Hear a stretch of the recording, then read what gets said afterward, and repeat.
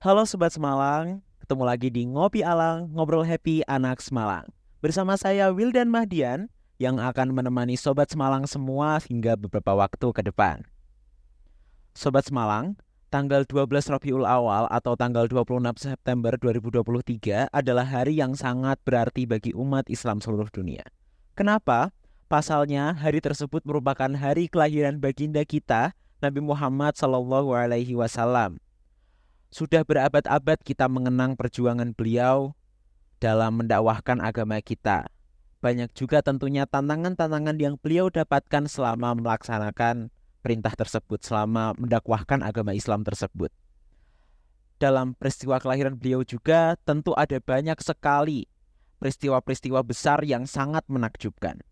Hal ini seharusnya menjadikan kita sebagai pengikutnya untuk semakin yakin bahwa memang beliaulah yang patut untuk kita teladani dan semakin memperbesar semangat kita untuk meneladaninya. Namun mirisnya, dari zaman ke zaman esensi Nabi sebagai panutan terbilang mulai pudar, terutama di kalangan remaja saat ini. Nah, berbincang mengenai hal itu, saya sedang bersama narasumber kita, Bapak Dr. Andes Muhammad Maftuh, selaku pengampu mapel pendidikan agama Islam di SMA Negeri 1 Sulang. Selamat datang Bapak, selamat siang. Selamat siang. Gimana kabar Bapak? Alhamdulillah. Baik. Alhamdulillah.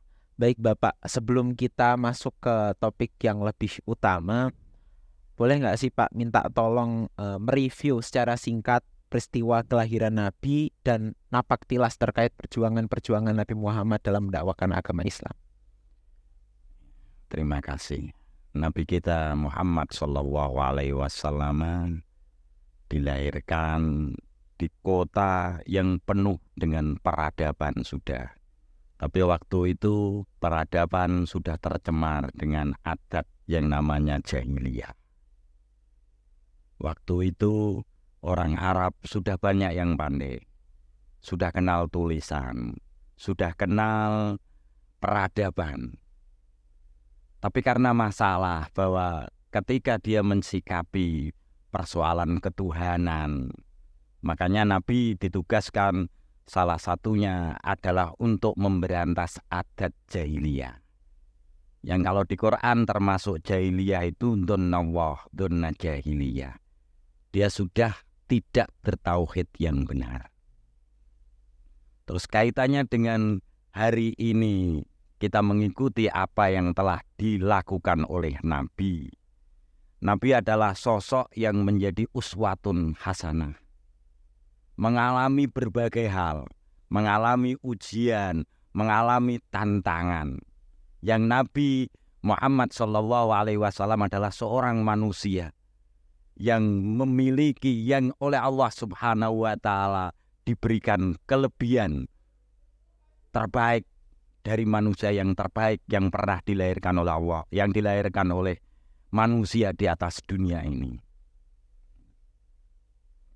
Terus kaitannya dengan apa yang harus kita teladani adalah segala yang dilakukan, segala tindak laku, ucapan, perbuatan, dan menghadapi berbagai keadaan sudah dicontohkan oleh Allah lewat Nabi Muhammad pada saatnya beliau dalam keadaan masih hidup di atas dunia ini. Betul. Itu Bapak, terima kasih atas jawabannya. Nah, pertanyaan selanjutnya nih Pak. Nabi itu kan mendakwahkan agama Islamnya pada masa lampau. Dan seluruh Nabi bahkan ya, mendakwahkan agama Allah pada masa lampau.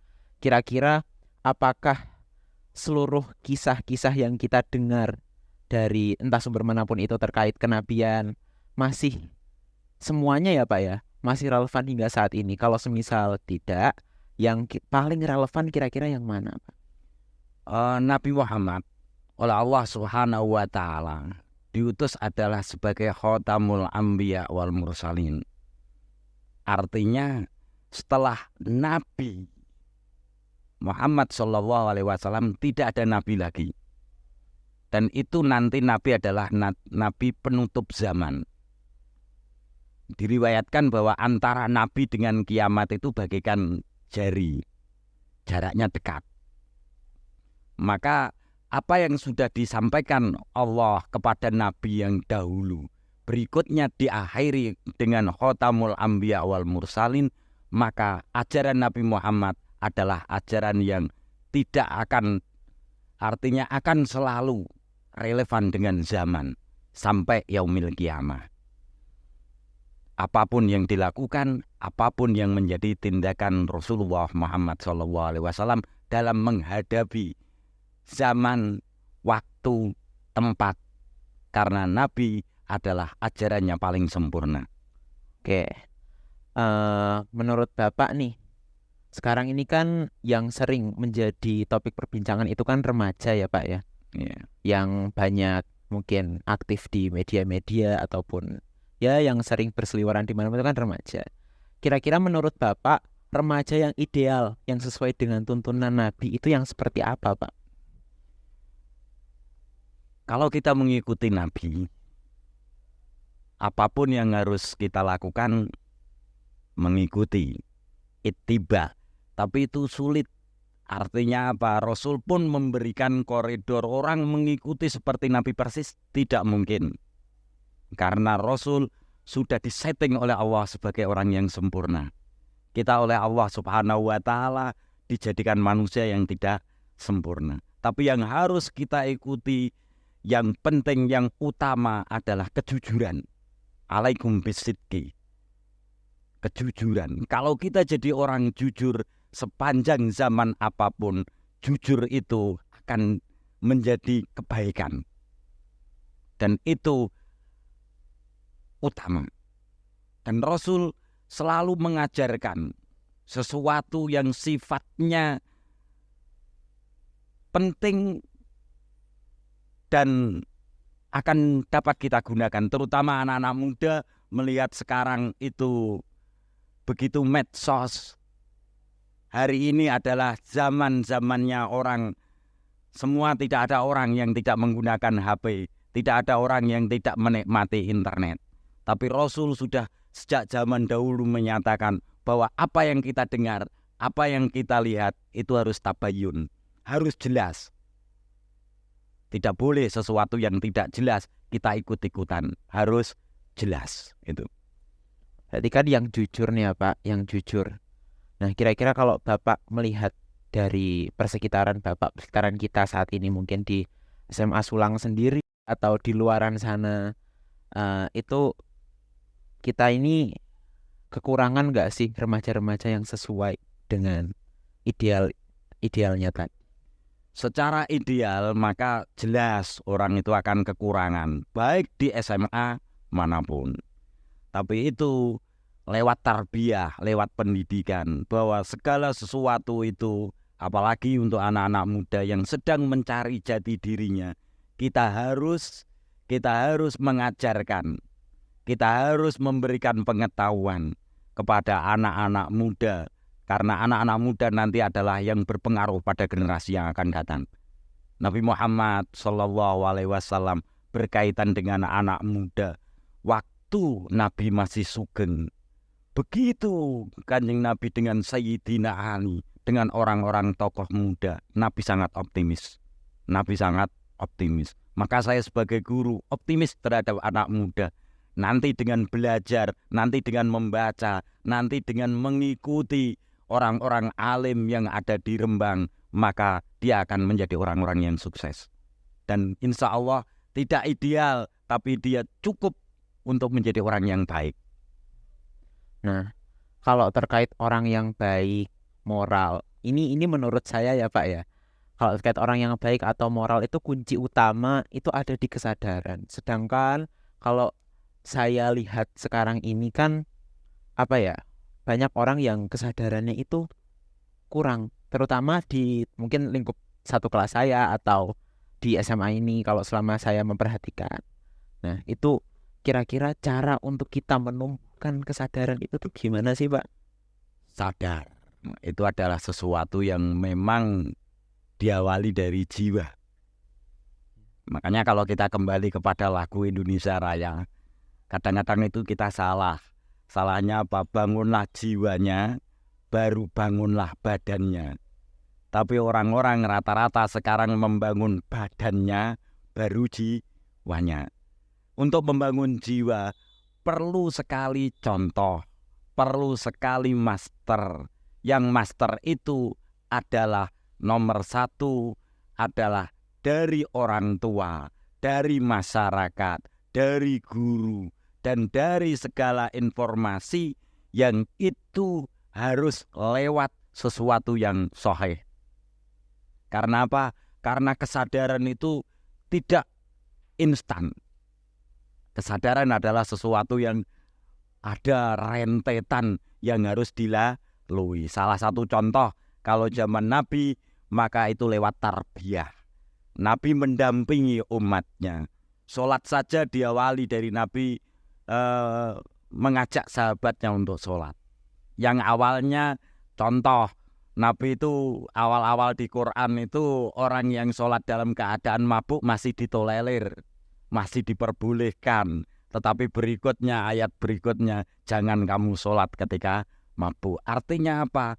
Segala sesuatu lewat proses. Dan itu dicontohkan oleh baginda kita Nabi Muhammad SAW.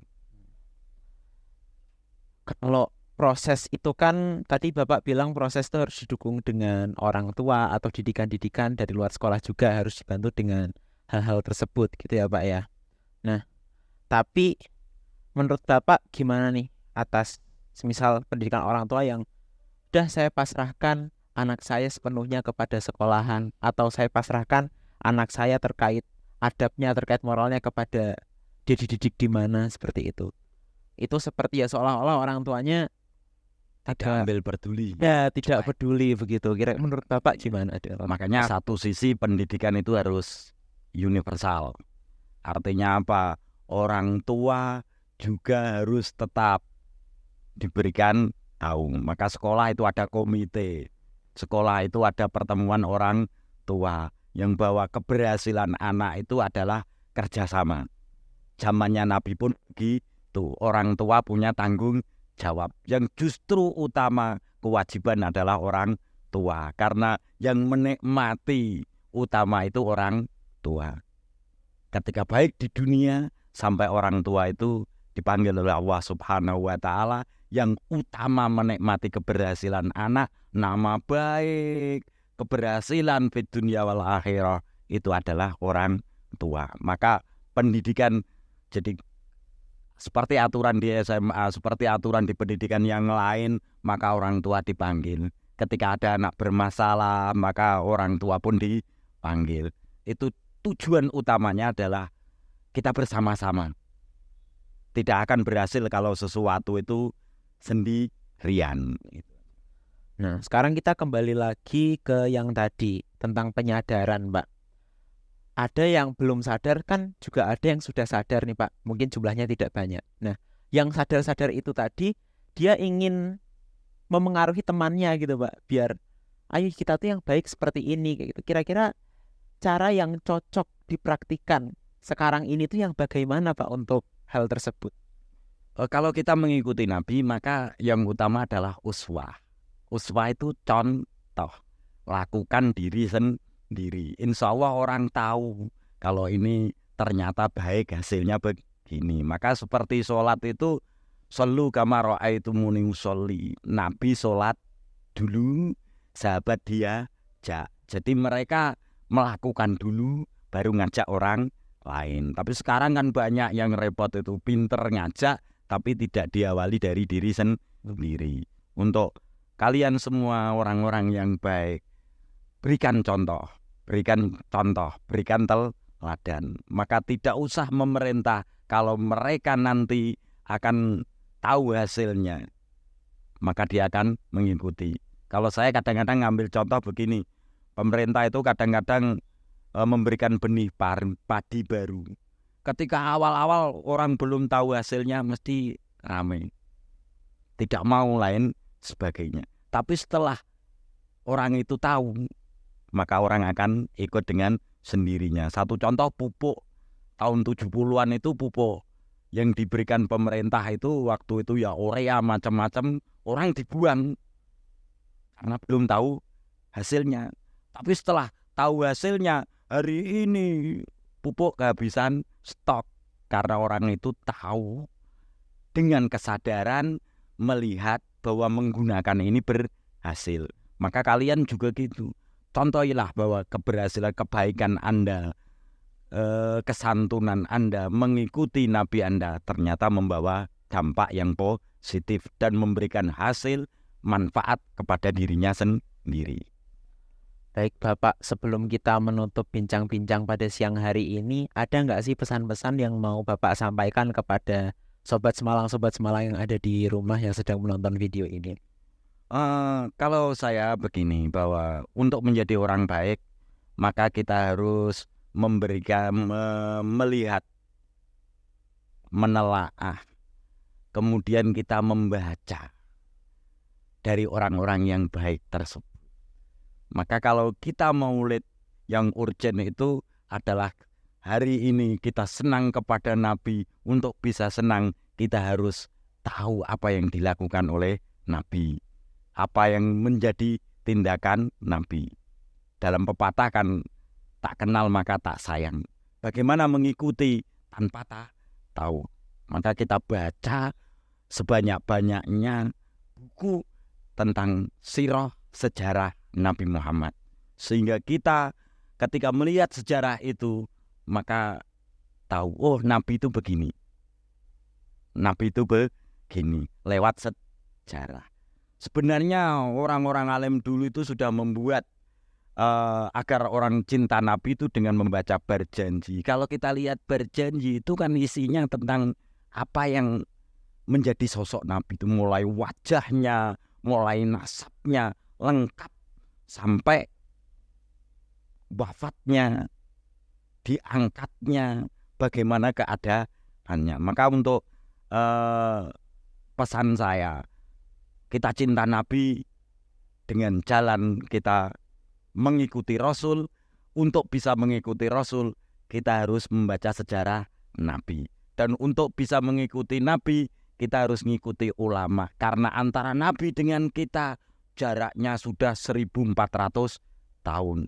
Ketika kita mengikuti ulama yang punya sanad sampai ke Rasul, maka kita akan menjadi orang yang betul-betul insya Allah ya dekat-dekatlah dengan ittiba kepada Rasulullah Muhammad SAW. Baik, terima kasih Bapak atas bincang-bincangnya pada siang hari ini. Terima kasih sudah mau datang ke studio Ngopi Alang. Baik, buat Sobat Semalang semua, segini dulu bincang-bincang kita kali ini. Dari perbincangan tadi dapat kita simpulkan bahwa Nabi Muhammad merupakan seorang role model utama bagi kalangan kita saat ini untuk kita ikuti ajaran-ajarannya, kita ikuti perilaku-perilakunya, teladan-teladannya. Nah, bisa kita dapatkan melalui membaca sumber-sumber terpercaya dan buku-buku terkait sejarah Nabi Muhammad kita, sejarah perjuangan Nabi kita. Juga untuk krisis moral yang marak terjadi saat ini itu bisa diatasi dengan pensinergian antara orang tua dengan pihak sekolah, bukan hanya lewat satu pihak saja. Jadi diperlukan sinergi antara banyak pihak untuk dapat memperbaiki keadaan remaja saat ini sehingga mereka bisa menjadi remaja yang ideal dan mengikuti ajaran Nabi Muhammad sebagaimana mestinya. Oke Sobat Semalang, segini dulu bincang-bincang kita hari ini. Sekali lagi terima kasih Bapak Maftuh. Semoga perbincangan kita bisa berbuah baik nantinya. Amin. Buat saya pribadi, buat Sobat Semalang semua, dan buat Pak Maftuh juga. Jangan lupa pantengin terus Ngopi Alang di channel SMA Negeri 1 Sulang. Saya Wildan Mahdian pamit undur diri. Ngopi Alang, ngobrol happy, anak Semalang.